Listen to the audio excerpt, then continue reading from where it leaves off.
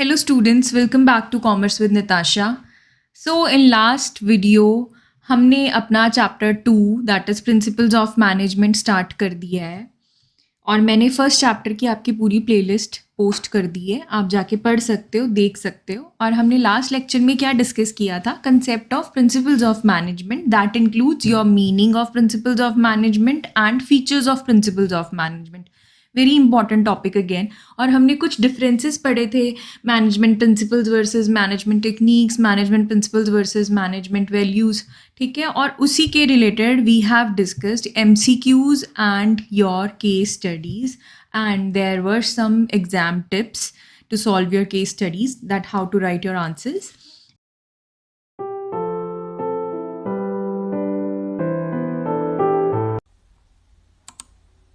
And in today's lesson, we will discuss importance of principles of management.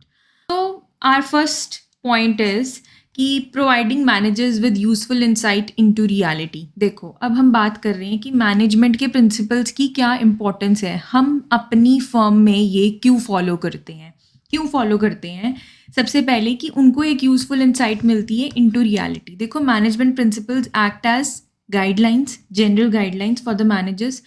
अब इसमें क्या है, हम अपने पास्ट डेटा से देख सकते हैं कि हमें अपनी सिचुएशंस के साथ कैसे डील करना है, उस नॉलेज को हम यूज़ कर सकते हैं। And the effect of these principles help the manager to learn from their mistakes. These principles guide managers to take right decision at the right time. क्यों? क्योंकि अब उनको उनकी पास्ट सिचुएशन से पता है कि अगर हम यहाँ पे ये प्रिंसिपल अप्लाई करेंगे, क्योंकि प्रिंसिपल कैसे बनता है, ऑब्जर्वेशंस के थ्रू बनता है, कॉज एंड इफेक्ट रिलेशनशिप के थ्रू बनता है, तो उनको पता होगा कि इसका इफेक्ट ये हो सकता है। So providing managers with useful insight into reality. Second is optimum utilisation of resources. क्या कह रहे हैं, अब management principles insist on planned activities and systematic organization of men and materials in the organization. Principles are designed to get maximum benefits from the human efforts and other resources. अब principles जो है वो derive ही इसीलिए हो रहे हैं कि हम best possible use कर सकें अपने resources को।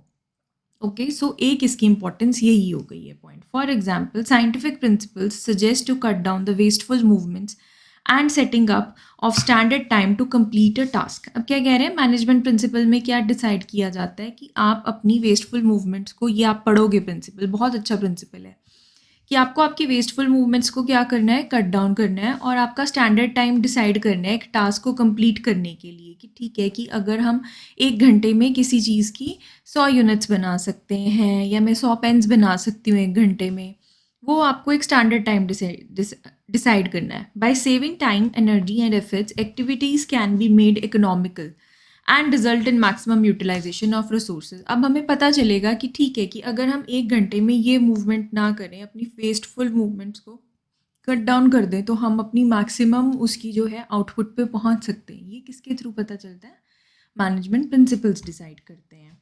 सो our third point is scientific decisions.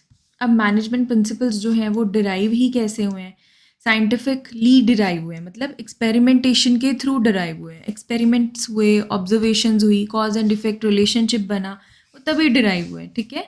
So managers have to take number of decisions every day. The management principles enable the managers to approach various problems systematically and scientifically. अब उनको रोज़ क्या करने होते हैं, नंबर ऑफ डिसीजंस लेने होते हैं managers को।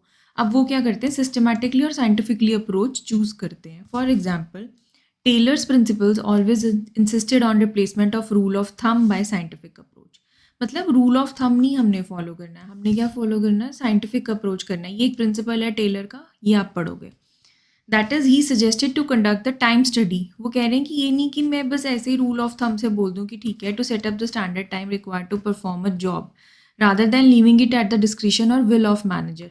कि मैनेजर ने बोला ठीक है, आज 1 घंटे में आप 100 यूनिट्स बनाओ, 100 नंबर ऑफ पेन्स बनाओ, और किसी को बोल दिया कि ठीक है 1 घंटे में आज आप 2000 पेन्स बनाओ, 2000 यूनिट्स बनाओ। तो ये नहीं है, रूल ऑफ थंब नहीं है, मैं अपनी विल पे डिसाइड नहीं करूँगी। मैं क्या करूँगी, एक सिस्टमैटिकली साइंटिफिकली देखूँगी कि स्टैंडर्ड टाइम में मतलब इस टाइम में कितनी यूनिट्स बन सकती हैं, तो साइंटिफिकली डिसीजंस लेंगे हम, ठीक है। मैनेजमेंट प्रिंसिपल्स इसलिए इंपॉर्टेंट है। Fourth is meeting changing environment requirement. Again business का जो इन्वायरमेंट है वो डायनामिक है, वो कैसा है, वो एवर चेंजिंग है। एवर चेंजिंग होने की वजह से जो डिसीजंस होते हैं वो थोड़े और डिफ़िकल्ट हो जाते हैं लेने। सो अब मैनेजमेंट को क्या करना पड़ता है, मैनेजमेंट प्रिंसिपल्स को यूज़ करना पड़ता है अपने चेंजेस को इम्प्लीमेंट करने के लिए, अपने डिसीजंस को लेने के लिए, and at right level in the organisation. Although management principles are relative and general guidelines, yet by modifying these principles changes can be made in the organization।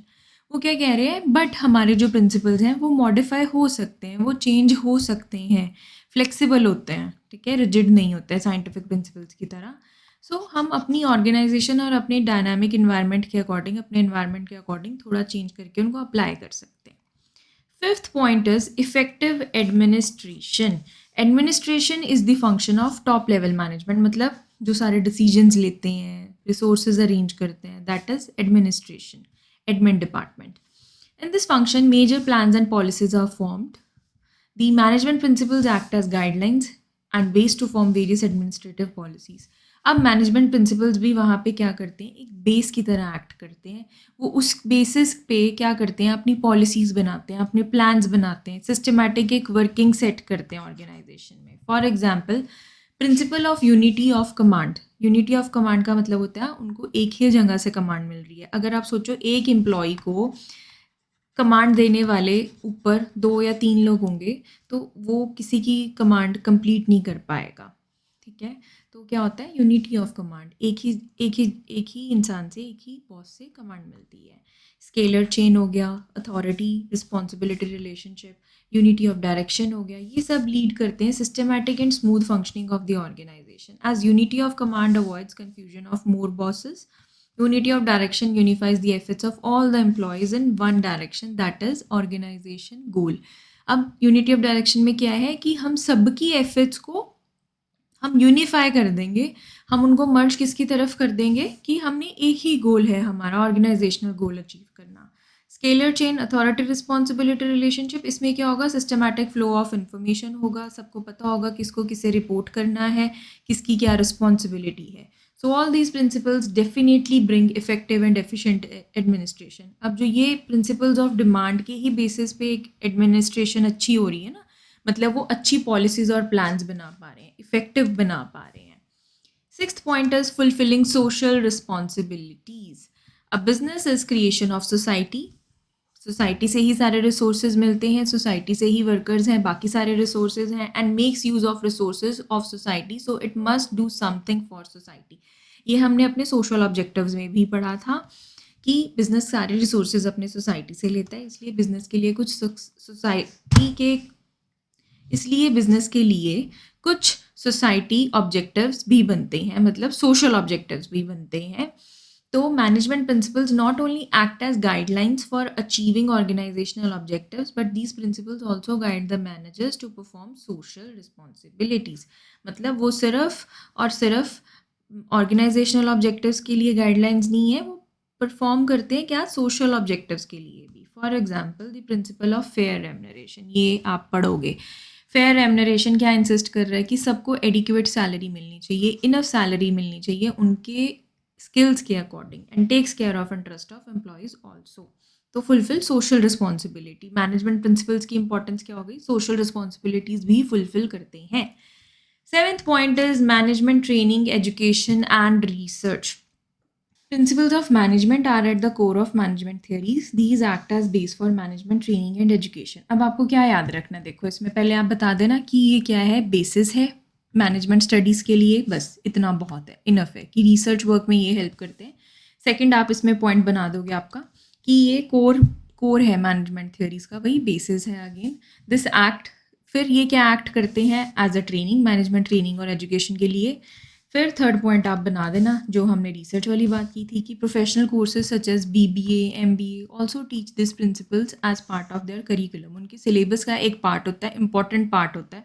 All the management institute take aptitude test and these test are based on management principles only, कि आप किस situation में कैसे react करोगे, ठीक है। तो वो सब इसी पे बेसिस होता है। Okay, this is it. These are all 7 points of importance of management principles. Okay. So our next topic is Fayol's principles of management. देखो, दो इंसान हैं जिन्होंने अपने प्रिंसिपल्स ऑफ मैनेजमेंट जिनके बहुत फेमस हैं। First is Fayol's principles of management, Henri Fayol. Second is Taylor's scientific principles of management. उन्होंने टेक्निक्स भी दी थी, उनको टेक्निक्स भी कहते हैं। तो ये सबसे इंपॉर्टेंट है, इनके जो प्रिंसिपल्स हैं सबसे ज़्यादा फॉलो होते हैं। थोड़ी सी हिस्ट्री देख लेते हैं क्या है। Henry Fayol was born in France in 1841. He got degree in mining engineering in 1860 and started working as engineer in a coal mining company. अब क्या था, ये कंपनी जो थी ये मतलब क्या हो रही थी, इसकी सिचुएशन इंसॉल्वेंसी की थी। ये इतनी ज़्यादा डेट में थी, इंसॉल्वेंट डिक्लेयर होने वाली थी, जो अपना डेट नहीं पे कर पाते, जिनके ऊपर डेट बहुत ज़्यादा हो जाता है। ठीक है, तो इन 1880 क्या हुआ, इन्होंने प्रमोट हो गई है managing director of the company. He accepted the challenge, इन्होंने चैलेंज एक्सेप्ट किया और कुछ अपनी मैनेजरियल टेक्निक्स को अप्लाई किया ताकि वो सिचुएशन से बाहर आ सके कंपनी और सक्सीड हो। So when he retired after 30 years the company was a leading coal steel company with strong financial background. That's why उनकी जो टेक्निक्स हैं वो हम आज तक फॉलो कर रहे हैं।